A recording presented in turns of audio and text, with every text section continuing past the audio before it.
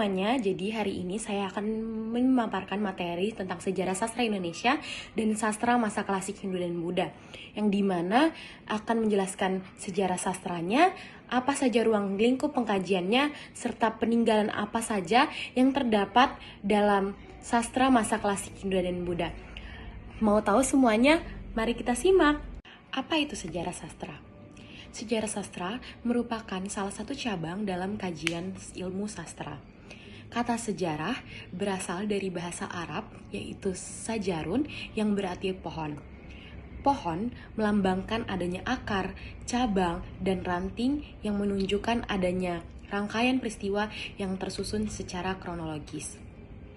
Dan menurut Kamus Besar Bahasa Indonesia, sejarah merupakan peristiwa atau kejadian yang benar-benar terjadi di masa lalu. Lazenburg dalam Pengantar Ilmu Sastra menyatakan bahwa sejarah sastra adalah disiplin ilmu yang mengkaji berbagai periode dalam sastra, aliran-aliran, jenis karya sastra, tokoh-tokoh, serta respon pembaca terhadap karya sastra.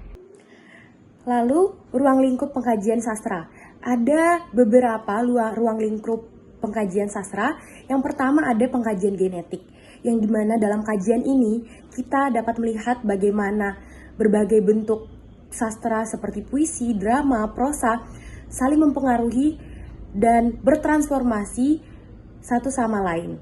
Dan pengaruh ini dapat terjadi dalam sebuah gaya, struktur, tema, atau bahkan karakter. Lalu ada pengkajian intelektual karya individu. Dalam pengkajian ini hanya berfokus kepada individu dan pada analis hubungan serta interaksi antara teks satu dengan lainnya, yang melibatkan bagaimana sebuah karya sastra itu dipengaruhi oleh respon atau teks-teks yang ada sebelumnya.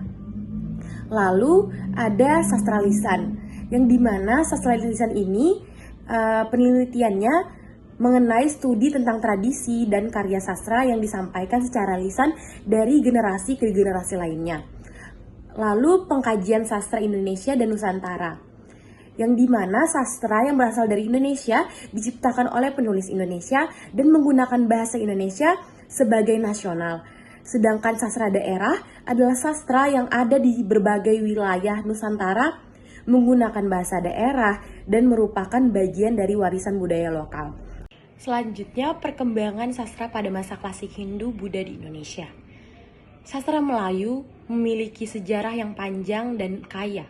Dimulai dari abad ke-7 Masehi, sastra Melayu berkembang sebagai sastra lisan yang meliputi cerita, legenda, dan mitos yang disimpan dari generasi ke generasi lainnya. Seiring dengan masuknya agama Hindu dan Buddha di India pada abad ke-5 hingga abad ke-14, sastra Melayu mulai dipengaruhi oleh budaya dan agama dari India, yang terlihat dalam penggunaan bahasa Sanskerta dan aksara Pallawa.